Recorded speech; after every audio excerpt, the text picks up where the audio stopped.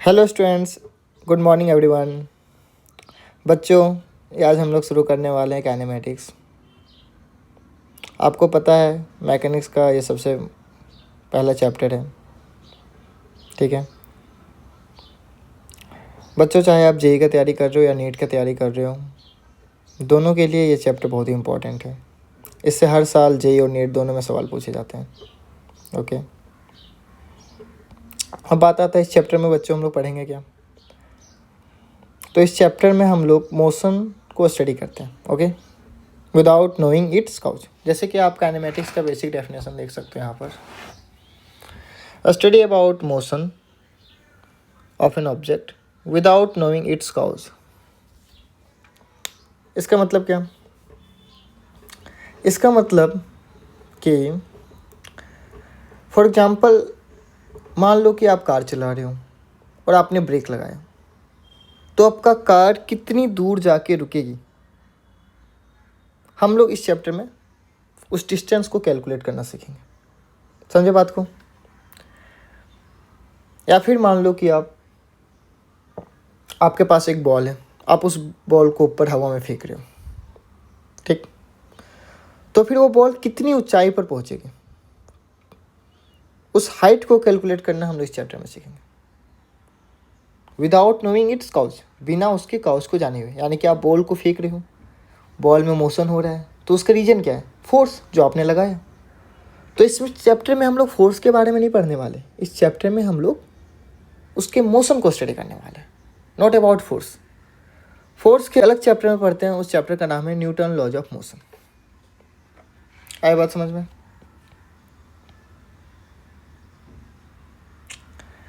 तो क्या हम लोग समझे कि इस चैप्टर में हम लोग मोशन के को स्टडी करेंगे without knowing its cause. Okay, so this is a basic definition of kinematics. अब इस चैप्टर को शुरू करने से पहले कुछ इंपॉर्टेंट टर्म है जो आपको पता होनी चाहिए। तो सबसे पहले मैं उस इंपॉर्टेंट टर्म को समझाता हूँ, फिर मैं आगे बढ़ता हूँ। ओके, अब वो इम्पोर्टेंट टर्म है क्या? सबसे पहला टर्म है rest, motion, frame of reference.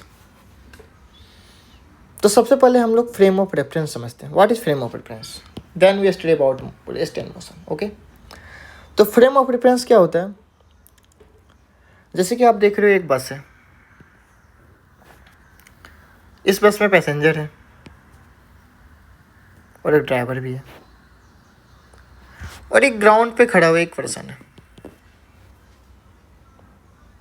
ठीक है, इन पैसेंजर को हम कंसिडर कर रहे हैं ऑब्जेक्ट की तरह। ये जो ड्राइवर है, this is observer, suppose this is observer 1, और जो ग्राउंड पे खड़ा है, सपोज दिस इज ऑब्जर्वर 2। अगर ऑब्जर्वर 1 इन पैसेंजर को ऑब्जर्व कर रहा है, अगर ऑब्जर्वर 1 यानी कि ड्राइवर इन पैसेंजर को देखेगा, तो उन्हें क्या दिखाई देगा कि पैसेंजर किस में है? रेस्ट में है। यानी कि इन पैसेंजर का पोजीशन नहीं चेंज हो रहा है। ओके, तो ड्राइवर के लिए फ्रेम ऑफ रेफरेंस क्या हो जाएगा? ये ड्राइवर के लिए फ्रेम ऑफ रेफरेंस हो जाएगा बस।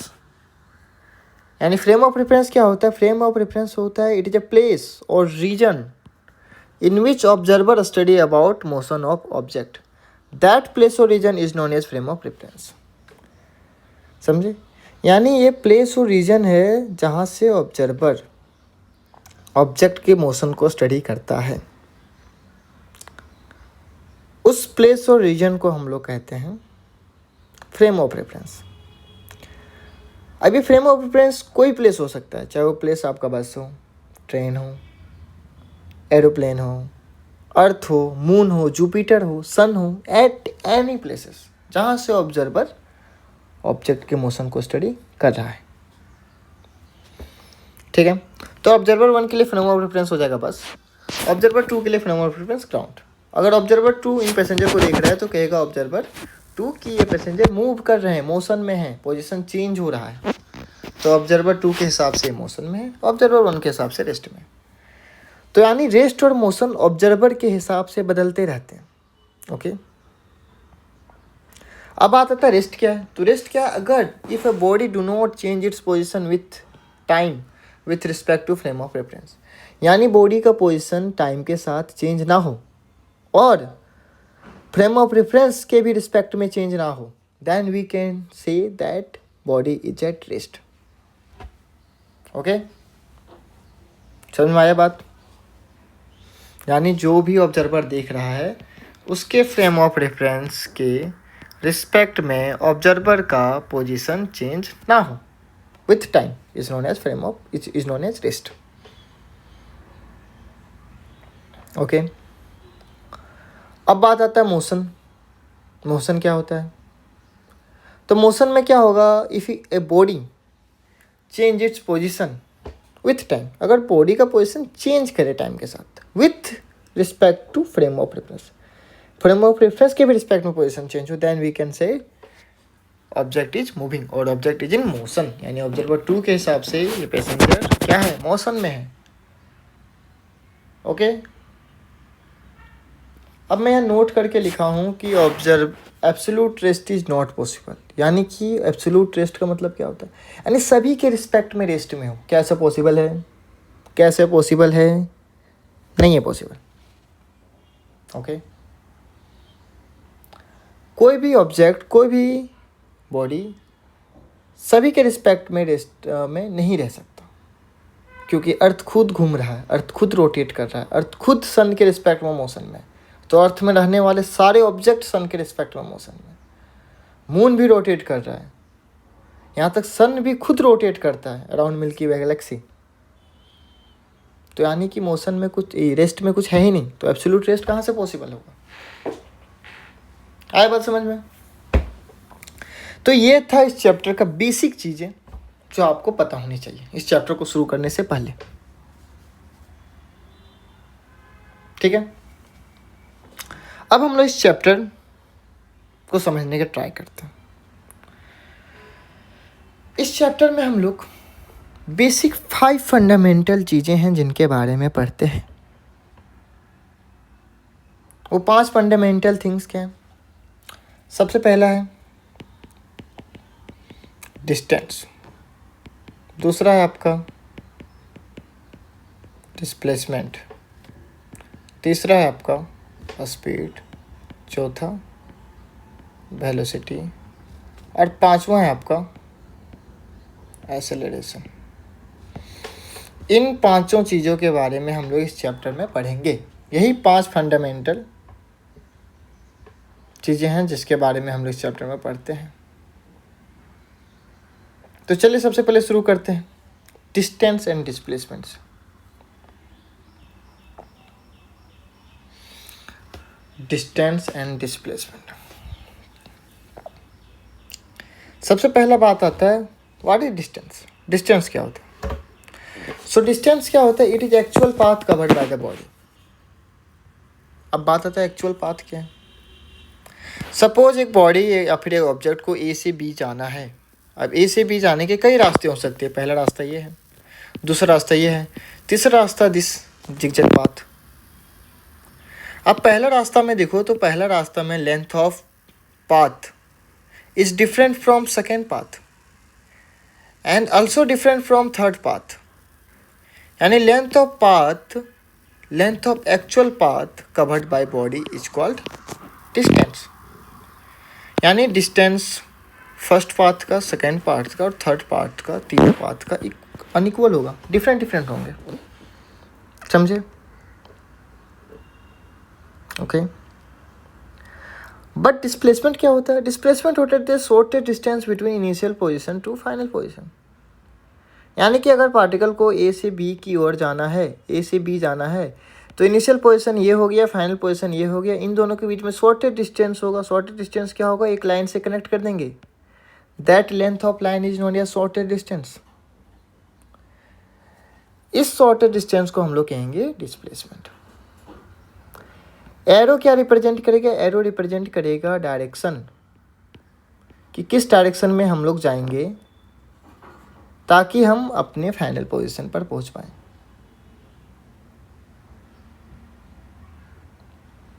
समझ में आया? गुड। अब सेकेंड पॉइंट है it is a scalar quantity. Distance आपका स्केलर क्वांटिटी। स्केलर क्वांटिटी क्या होता है कि जिसका सिर्फ मैग्नीट्यूड होता है, डायरेक्शन नहीं होता है. Okay, the quantity which have only magnitude not direction.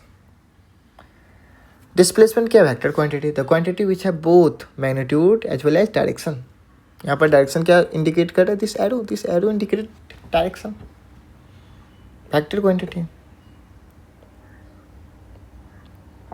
Third point, between two point there are infinite और मेनी डिस्टेंस पॉसिबल. यानी दो पॉइंट के बीच में इन्फिनाइट डिस्टेंस पॉसिबल है, बहुत सारे डिस्टेंस पॉसिबल है, many distance possible. Between two point there are infinite distance possible. कोई भी डिस्टेंस ले सकते हैं, यहाँ ए से बी जाने के कई रास्ते हो सकते हैं, ठीक है.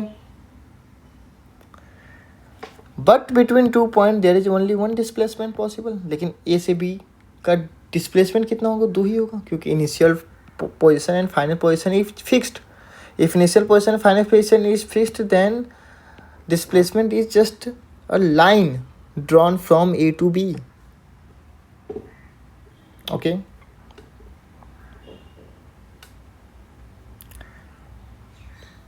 Fourth point, distance is always greater than equal to displacement. Distance हमेशा हमारा डिस्प्लेसमेंट से ग्रेटर होगा या फिर इक्वल होगा, ऑफ कोर्स. अब बात आती है इक्वल कब होगा. तो displacement is equal to distance when particle moving in a straight line without changing its direction. जब पार्टिकल किसी स्ट्रेट लाइन में मूव करेगा बिना डायरेक्शन को चेंज किए हुए, then we can say displacement is equal to distance.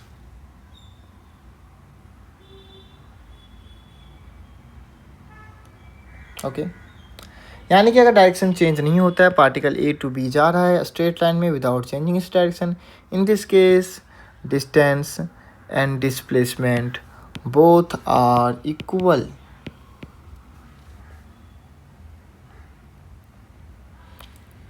For a moving body distance can never be negative और zero. कोई बॉडी अगर मूव कर रहा है, मोशन में है, it means the body change its position, and if body change its position, it means distance, some distance is also, some path is also covered by body. So for a moving body distance is always positive. Okay, but for a moving body displacement can be positive, zero or negative. We know displacement is a vector quantity, so displacement has direction. So we take right side positive and left side negative, and this is the origin. So if particle moves from origin to right position, then we take positive displacement, and from origin to left, then we take negative displacement. And particles comes again to its initial position. It means if particle start from initial position and again comes to its initial position, then displacement is zero. Understand? Good. Now move towards questions. कुछ important questions है जिसको हम लोग solve भी करेंगे. Okay, the first question is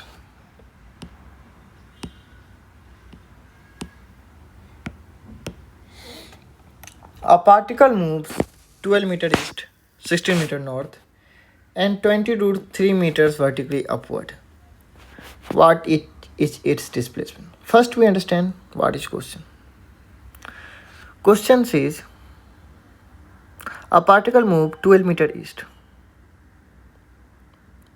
Okay. हम लोग क्या करते हैं, this is X axis which is इस direction,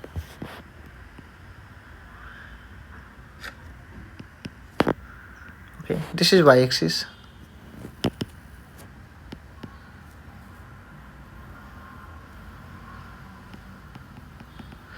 which is vertically upward.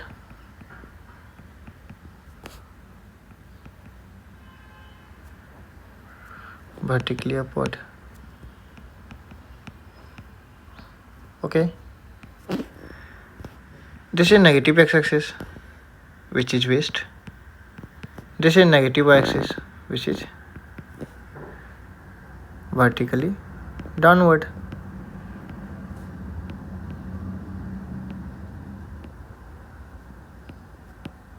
Downward. And this is z-axis, okay, which is north.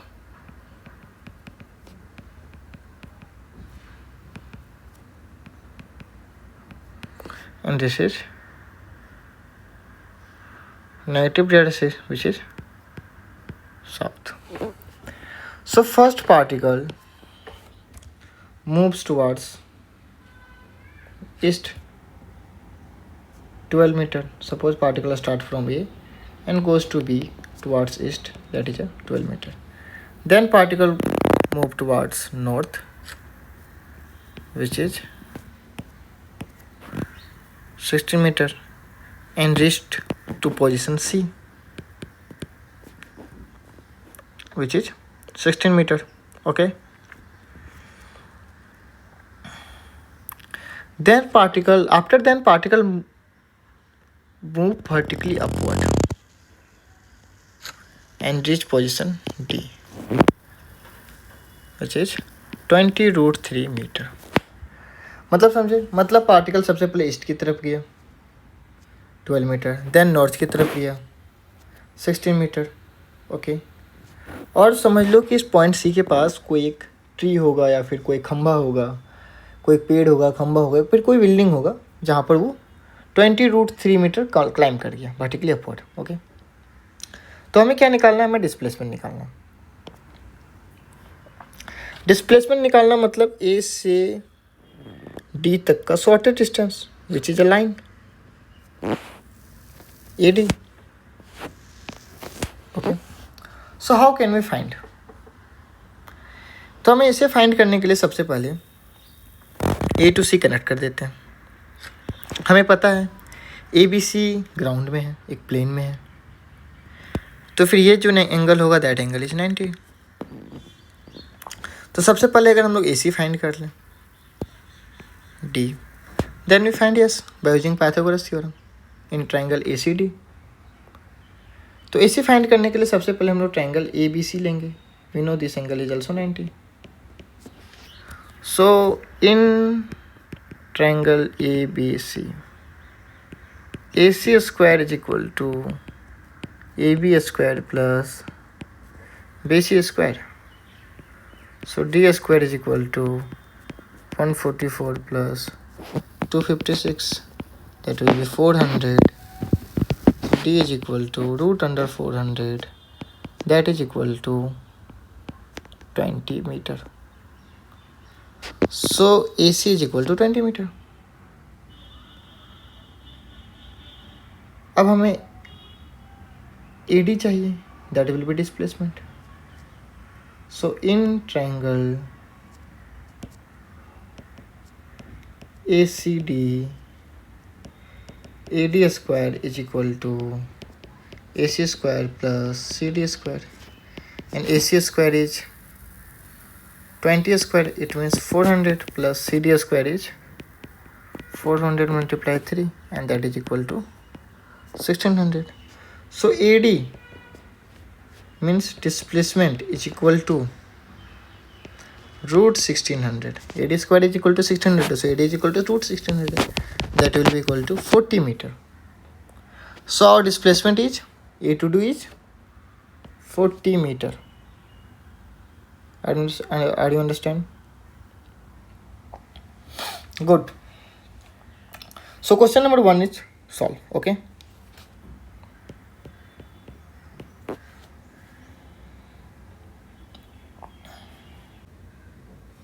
अब हम लोग क्वेश्चन नंबर 2 समझते हैं. क्वेश्चन नंबर 2 स्टार्ट करने से पहले बच्चों मैं आप लोग को बता दूं कि आप लोग सबसे पहले वीडियो को पॉज कर लेना और पहले खुद से अटेम्प्ट करना सॉल्व करने का. ओके. उसके बाद आप लोग फिर वीडियो प्ले करके सॉल्यूशन देखना. ओके. एक अटेम्प्ट आप लोग फिर खुद से करना. क्वेश्चन नंबर 2 में क्या है? A person move 30 metre north, 20 metre east and 30√2 metre in south west direction. Displacement of person from origin. हमें डिस्प्लेसमेंट निकालना ओरिजिन से. सपोज ये हमारा एक्स एक्सिस है, ये हमारा कोऑर्डिनेट एक्सिस है. This is X axis, this is Y axis, this is X axis. Okay.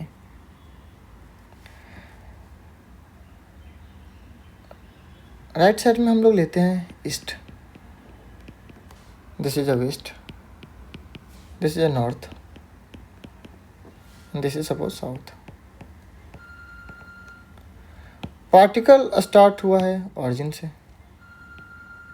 O origin से स्टार्ट हुआ, सबसे पहले 30 मीटर नॉर्थ की तरफ गया. Suppose O to A move किया 30 metre. Then move towards 20 metre east, 20 metre east, 20 metre east and reach point B. फिर particle south west की डायरेक्शन में 30√2 मीटर मूव किया है. South west, this is south, this is west. So south west direction is towards this. Okay. So south west direction 30√2 metre and particle, suppose particle reach this point C.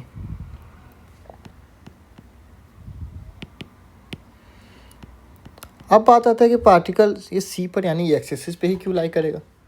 ये हम लोग कैसे समझें? तो इसको हम लोग कैसे समझेंगे? जैसे 30√2 है, आपको पता है this angle is 45 and this angle also 45. Okay. So suppose BD will become 30√2 cos 45 and this is equal to 30 metre. It means जो इसका वर्टिकल कंपोनेंट है वो आपका 30 मीटर है, यानी कि पार्टिकल इधर ही कहीं लाई करेगा. ये जो हॉरिजॉन्टल कंपोनेंट ये हमारा कितना होगा? CD कितना होगा? So CD is also 30√2 sine 45 that is also equal to 30 metre. यानी CD हमारा 30 मीटर होगा. हमें क्या फाइंड करना है? हमें डिस्प्लेसमेंट निकालना, नहीं कि O से C निकालना, OC निकालना है. So what is OC? OC is equal to CD minus OD and CD is 30 and what is OD? So OD is just equal to AB. It means 20. So 10 meter. 10 meter is our displacement. But in which direction? So west direction. So 10 meter along west direction is our displacement. Okay.